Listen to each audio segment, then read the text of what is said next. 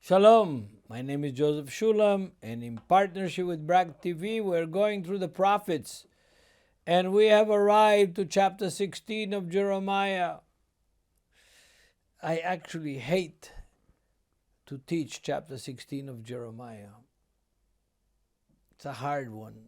It's a really hard chapter, and I've never heard a sermon I've been a believer since the age of 16, and I'm 77 years old right now, and I've been in church every week at least one time all my life as a believer since the age of 16, since 1962. Heard thousands of pastors and thousands of teachings and sermons, literally all over the world, in more than 50 countries that I've preached. I never heard anybody preach the first part of chapter 16 of Jeremiah. Why? It's a very harsh, very difficult, very unsavory chapter to teach. I'm going to start this chapter reading from the New King James Version. The word of the Lord came to me, saying, You shall not take a wife, nor shall you have sons or daughters in this place. For thus says the Lord concerning the sons and the daughters who are born in this place, concerning their mothers who bore them and their fathers who begot them in this land. They shall die gruesome deaths. They shall not be lamented, nor shall they be buried, but they shall be like the refuse on the face of the earth. They shall be consumed by the sword and by famine, and their corpses, their bodies shall lay meat for the birds of heaven and the beasts of the earth. Harsh, difficult chapter, talking about the citizens of Jerusalem, my town, my kind of town. I was raised here from the age of 1 in this city in Jerusalem.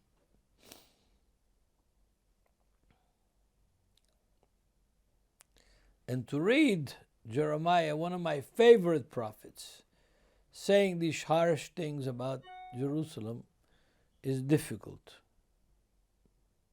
Rightly difficult. When I came growing up in this town, it was a small town, not a big city of over 1 million people.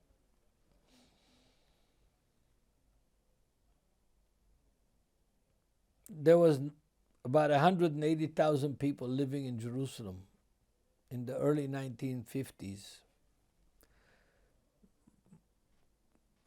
A lot of people knew, I knew all the people in my neighborhood, all the neighbors, all the children. We went to the same school, to the same kindergarten. The city was not tightly populated. Between each house there was 50, 60 meters distance from the next house.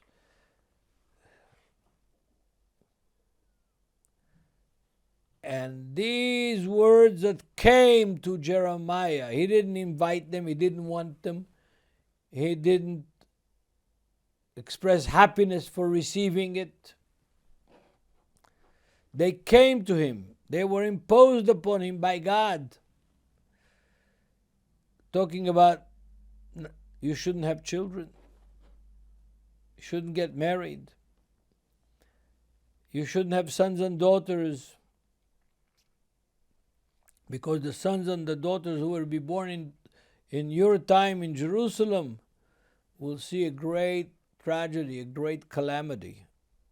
And this is the God that the Psalm says, God is love. Dear brothers and sisters, God is love. But everything that is written here that is going to happen in the days of Jeremiah was already promised to Moses in the last chapters of Leviticus that say, if you go against me, if you harden your heart against me, this is what's going to happen to you. And now God says to Jeremiah, it's going to happen. Don't have children. You know, the New Testament, Paul says the same thing. It's better not to have children now. The Talmud says the same thing. I can give you the reference. Baba Batra, page 60, side B. Rabbi Ishmael says it's better not to have children in these times. There are times of calamity. The fall of Jerusalem.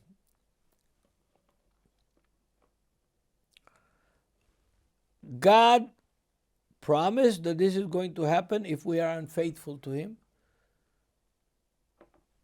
Jeremiah lived in the middle of the 750 BC.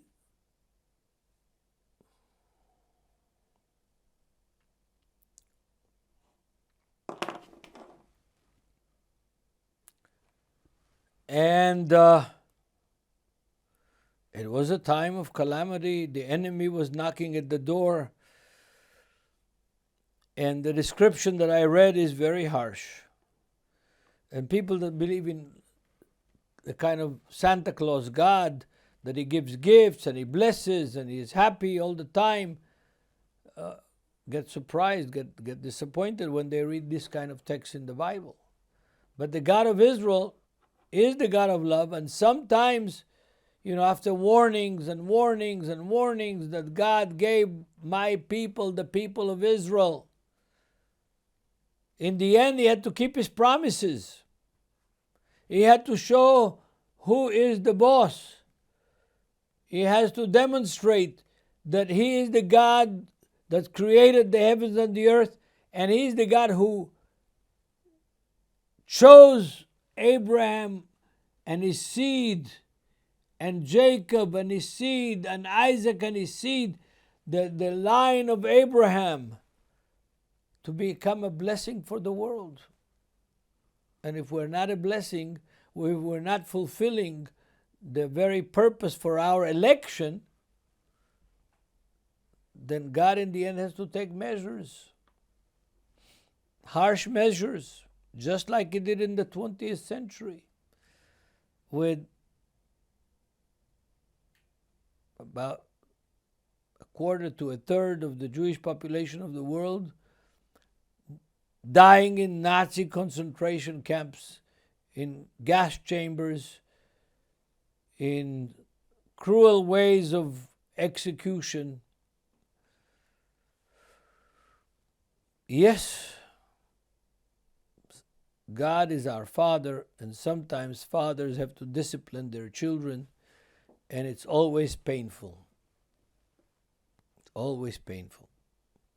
But in this chapter 16, there is also, toward the end of the chapter, a bright side. Let me continue reading so that we see the progression of the text. I read till verse 9.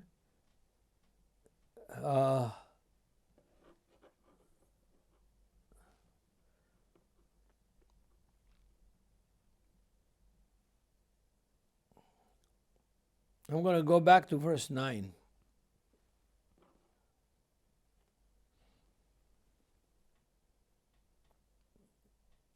For thus says the Lord of hosts, the God of Israel, behold, I will cause to cease from this place and before your eyes and in your days the voice of gladness, the voice of mirth, the gladness, the voice of bridegroom and the voice of the bride. Now this text, in the future of Jeremiah's text, is reversed. Sing it, all the Israelis sing it. Our congregation sometimes sing it. There will be heard in the streets of Jerusalem the voice of the bridegroom and the voice of the bride and the voice of children playing in the streets of Jerusalem. O Dishama Beharei Yehuda, in the hills of Jerusalem and Judea, Uberochavot, and the streets of Jerusalem, Kol Sason veKol Simcha, Kol Chatan veKol Kala. Wow, this is a harsh prophecy, but it has the reverse of it that God promises Israel in the restoration of Israel. And we're living in those days now. The Lord pronounces disaster in verse 10. Why? Because of our iniquity. And the elders of the people of Jerusalem, the Israelites, ask, what kind of iniquity? What kind of iniquity have we done? They're not aware. They're not aware. The leadership is not aware of what they do wrong. They're not aware that they became very religious, but they forsook God. You can be very religious and not know that God exists. Not realize it, that God is in control. You can be very religious and go to synagogue and pray and worship and do everything and be without a relationship with the Almighty Creator of the heavens and the earth. The prophet accuses the Israel of his days. You think your forefathers were bad? You have done worse than your forefathers, in verse 12. Therefore I will cast you out of this land into the land that you do not know, neither nor your fathers. There you shall serve other gods day and night, where I will not show you favor. They went to exile, 70 years to Babylonian exile, as God promised. But, verse 14, we see a switch. That harsh situation, very harsh, where the bodies of the dead will not be buried, but the birds of the air and the animals of the field will devour them, eat them.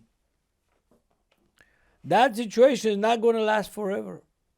Behold, the days are coming, says the Lord, that I shall no more be said, the Lord lives who brought the children of Israel out of Egypt. But the Lord lives who brought the children of Israel from the land of the north, and from the lands where he had driven them.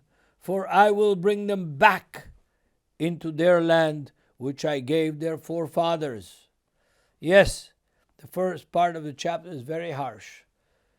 God is not pleased with us and he punishes us. Verse 14, there is a switch. God says, yes, they did bad, they got punished. But there will be a change in my relationship with my people. There will be a change in which God swears in verse 15 of Jeremiah 16, but the Lord lives who brought up the children of Israel from the land of the north, not from Egypt, from the south, but from the land of the north. What's north of us? It's Assyria, Babylon, Persia, Russia. I remember in the 1970s writing postcards and getting churches to write postcards to the Russian embassy. Let my people go. Huge campaigns asking the Russians to release the Jewish people from their captivities in Russia, in Siberia, in all the stands around Russia where the Jewish people were oppressed. They were not allowed to learn Hebrew. They were prisoners of Zion, they were called. They were in Russian prisons. And then after God promises this, that he will return those that are in exile, the children of Israel that are in exile, back to the land that he gave our forefathers. Continuing in verse 16, he says, behold, I will send for many fishermen, says the Lord, and they shall fish them. And afterward I will send many hunters, and they shall hunt them for every mountain and every hill, and out of every hole of the rocks. For my eyes are not on their ways, they are not hidden from my face, nor is their iniquity hidden from me. I know who they are, God says. I know their sin, I know their iniquity. And I will repay them double for their iniquity and for their sin, because they have defiled my land. They have filled my inheritance with the carcasses of their detestable and abominable idol. From this text, the prophet goes into a song, into poetry. O Lord, my strength and my fortress, my refuge in the day of affliction, the Gentiles shall come to you from the ends of the earth and say, surely our fathers have inherited lies. Whoa, whoa, whoa, whoa, whoa. Worthless and profitable things will a man make gods for himself which are not gods? Therefore, behold, I will this once cause them to know. I will cause them to know my hand and my might, and they shall know that my name is, in the English, Lord with capital letters. My name is Jehovah. In other words, there's punishment because of our sin. Then there is a reversal in God's mind when He realizes that He punished us enough, and He will restore us and bring us from all over, and also from the land of the north. Yes, sir. God will restore us. He is restoring us. I am a product of Jews from Bulgaria who immigrated in 1947 back to this land. They knew nothing about Hebrew. They knew nothing about the land.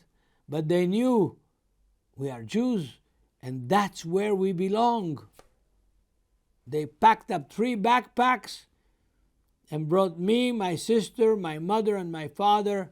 Later on, my grandmother and my uncles and aunts came. They left houses, they left good jobs, they left friends, they left relatives in Bulgaria, and they immigrated to Israel with nothing.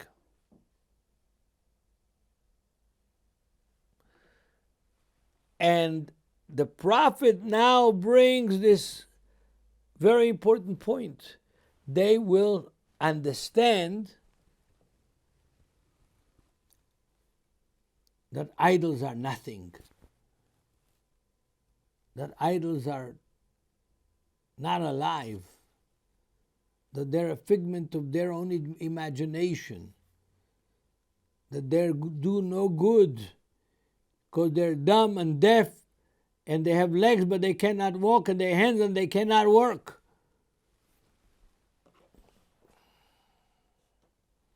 Verse 20, does the human make for himself a god when there are no gods? Just to ask the question is to answer it. That's what the words of the commentary says. If you ask this question, you answer it yourself. There are no gods. They make idols with their own hands. Isaiah has wonderful chapters about this. And here we are in Jeremiah. And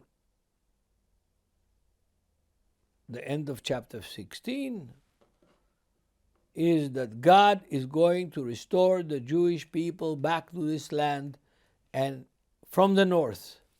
I remember writing postcards in the 70s to the Russian embassies that say, let my people go, with names like Sharansky, Ida Nudel, Edelstein, and others, with names asking the Russian government to release these Jews that were imprisoned for their desire to return home and fulfill this prophecy. Yes, Dear Christians in Korea and around the world, we are still in the process. We are still in the process of returning the exiles back to this land. And praise God, we have a lot of Jewish disciples of Yeshua who have returned to this land, and many who want to return. And we have to pray together that God is going to continue opening the doors for all the Jews, including those Jews that believe that Yeshua is the Messiah. Yes, the doors are open, and they're going to open even wider, according to the words of the prophet. And it is our job, first of all, to stand with the state of Israel. Because in spite of all the trouble, there is nobody else who can open the doors for Israel to be filled with the exiles that are still in the diaspora, in South America, in North America, and the whole question of the Anusim, of the Marrano Jews that were forced to convert by force by the Catholic Church for over 350 years in the Inquisition, with torture, with courts, with thousands of Jews being burned alive by the Catholic Church. Their descendants need to come back home, need to wake up, that they're not real Catholics because they were forced by the church to convert, and that they need to come back, yes, believing in Yeshua as the Messiah, but voluntarily come back to this land, put their shoulder to the plow, build the land, strengthen the land, join with their blood relations in the restoration of Israel physically, and after the physical, the spiritual will follow. Stand with us, pray for us, pray for Israel, but pray also for the believers in Yeshua in this land